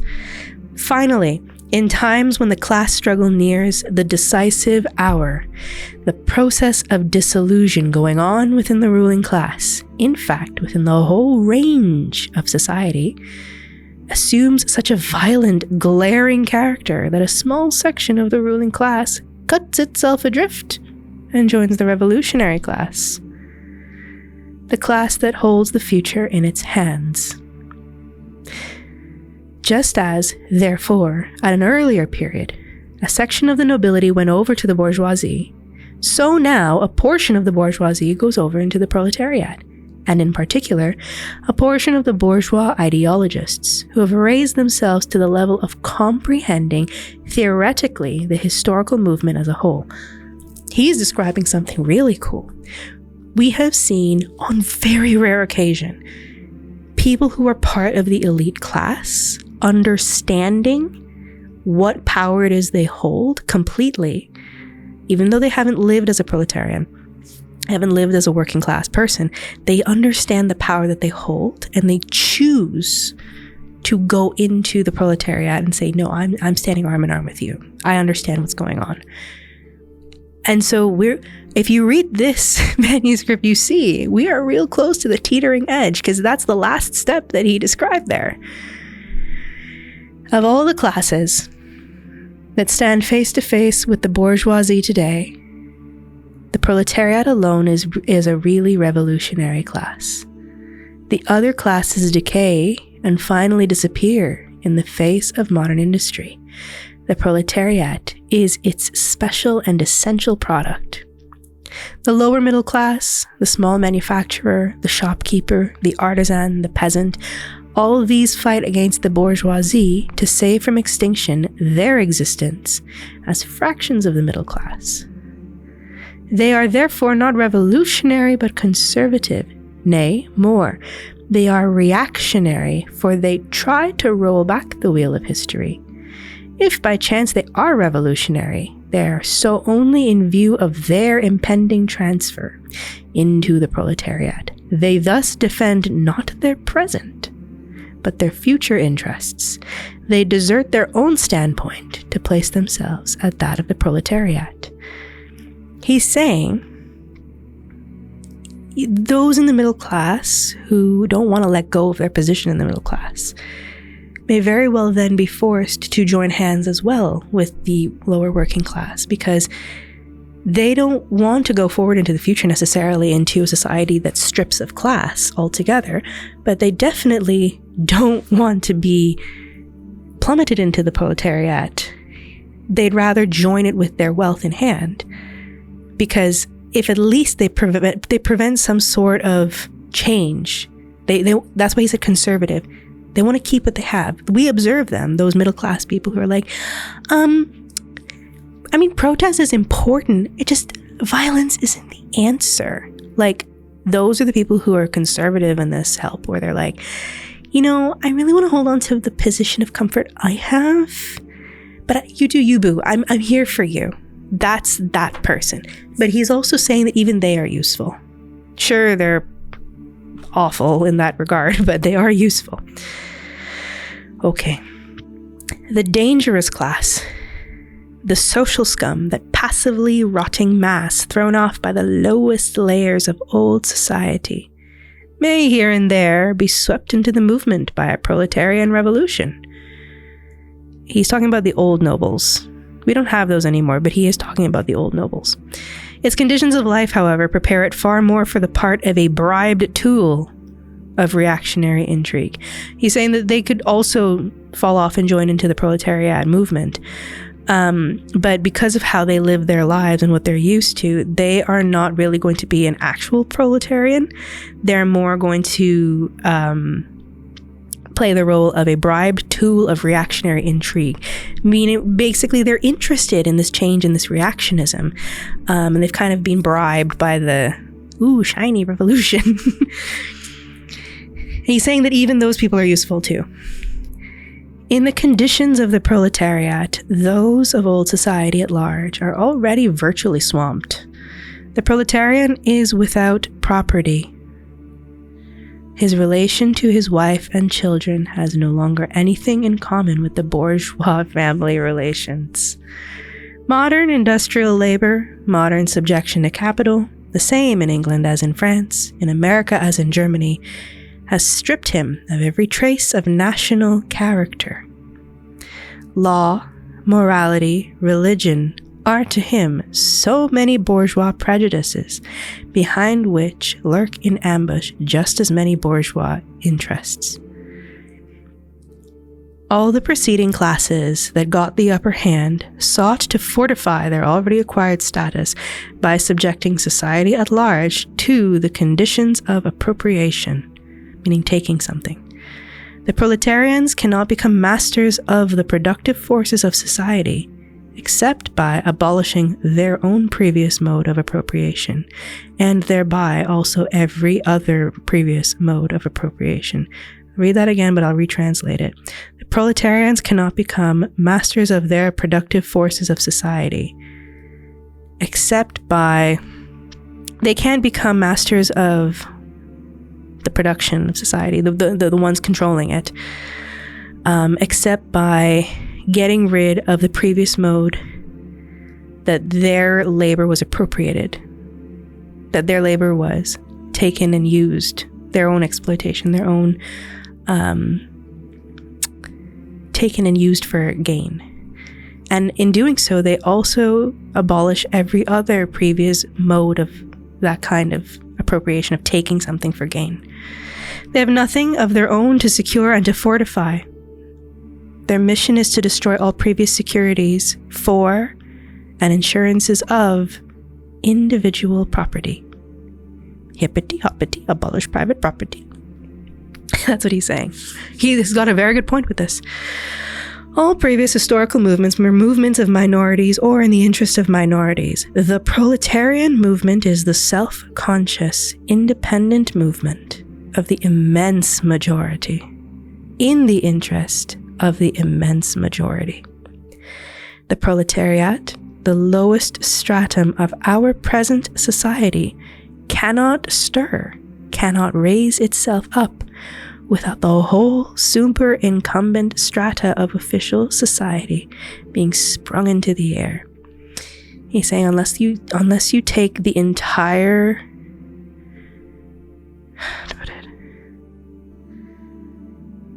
unless you take the whole grouping of that society, including kind of what's above you, and just yeets it into the air, basically they cannot bring themselves up out of their lowest level unless the whole society is overturned.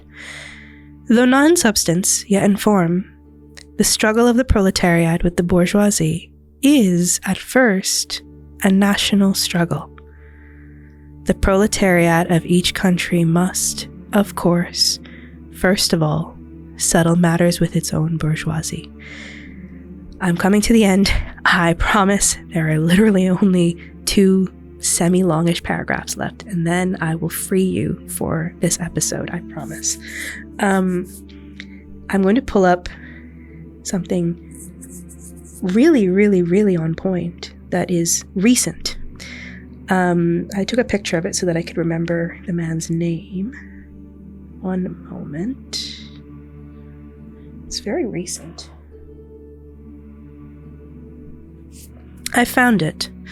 Okay, I will reread that sentence, and then I will mention what I'm trying to mention. Though not in substance, yet in form, meaning not in the content of it, but in the way that it appears, at least. Though not in substance, yet in form, the struggle of the proletariat with the bourgeoisie is at first a national struggle.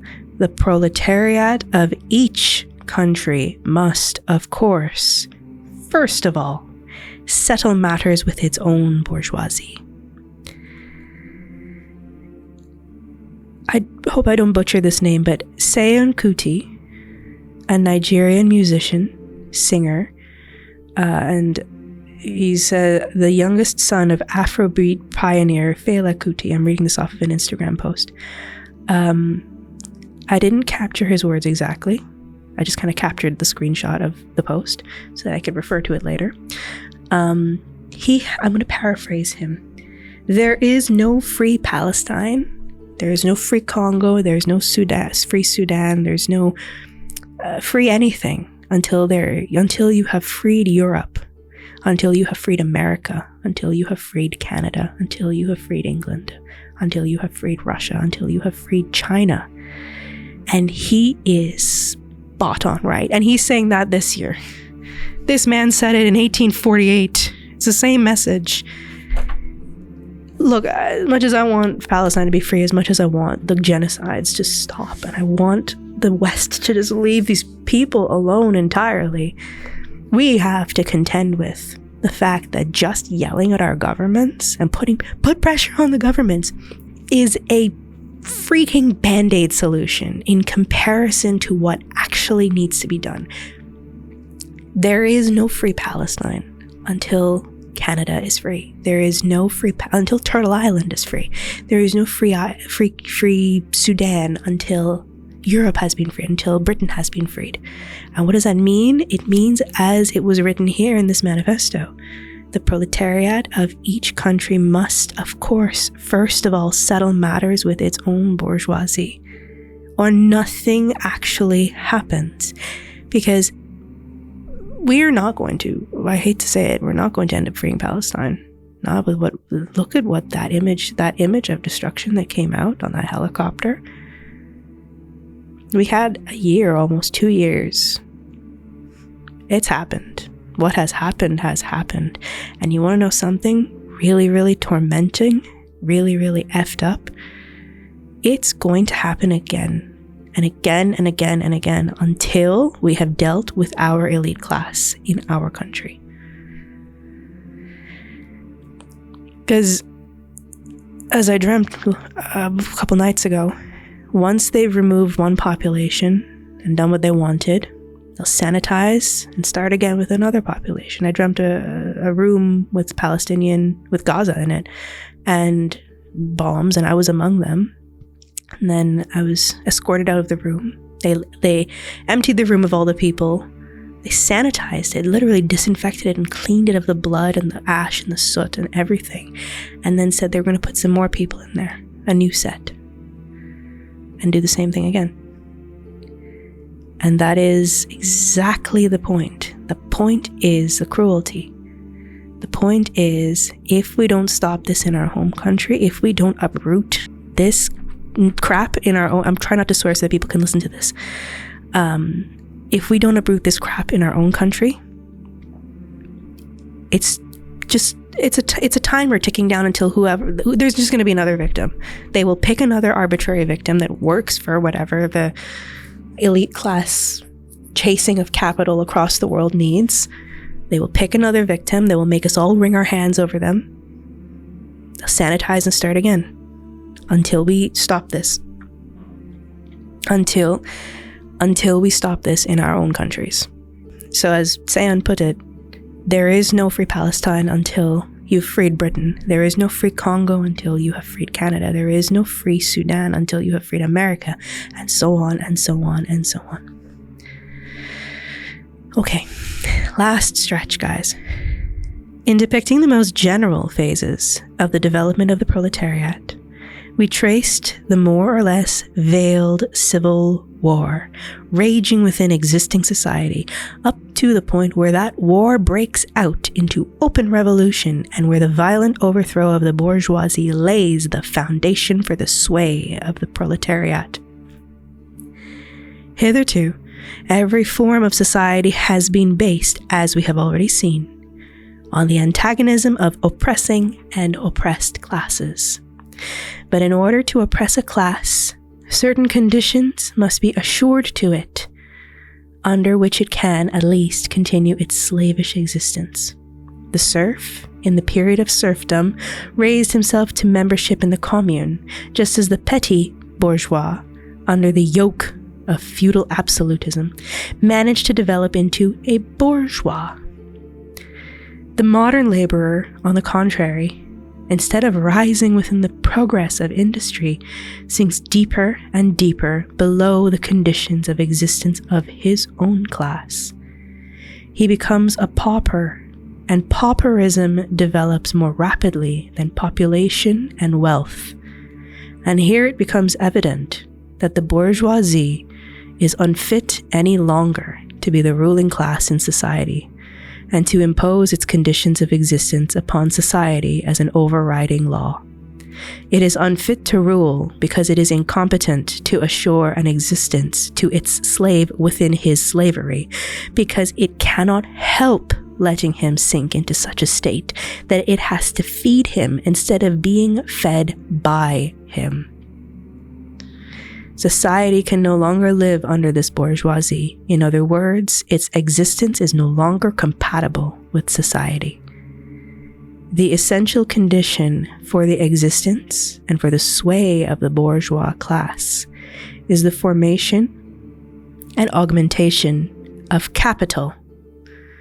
The condition for capital is wage labor. Wage labor rests exclusively on competition between the laborers. The advance of industry, whose involuntary promoter is the bourgeoisie, replaces the isolation of the laborers, due to competition, by their revolutionary combination, due to association. The development of modern industry, therefore, cuts from under its feet the very foundation on which the bourgeois produces and appropriates products. What the bourgeoisie therefore produces, above all, is its own gravediggers. Its fall and the victory of the proletariat are equally inevitable. And that's part 1 of the Communist Manifesto. I underestimated just how long it would take to read it. Thank you for sticking with me. Unfortunately, that is actually the longest section of the manifesto, I believe. So you've stuck with me, because how far are we into it? I cannot believe this. You will not believe me. We've made it halfway through the manifesto. So thank you for sticking with me. Hopefully this didn't make for a bedtime story, and hopefully you weren't asleep. I really, really, really hope that you listened. Or if not and you did fall asleep, good night. Sleep well. Maybe it's the middle of the day and you're taking a nap. But I hope this was good background for you. And if you weren't really following along the first time, I highly recommend reading it. It's on the Gutenberg website that has a lot of free material that's in the public domain. You should read that. Consequently, after everything that we've gone through in part 1, I would recommend reading the Declaration of Independence from the United States, which is also a manifesto. It relates a lot, really strongly. It relates because that separation of America from the British was the start of this bourgeois uprising against the monarchies.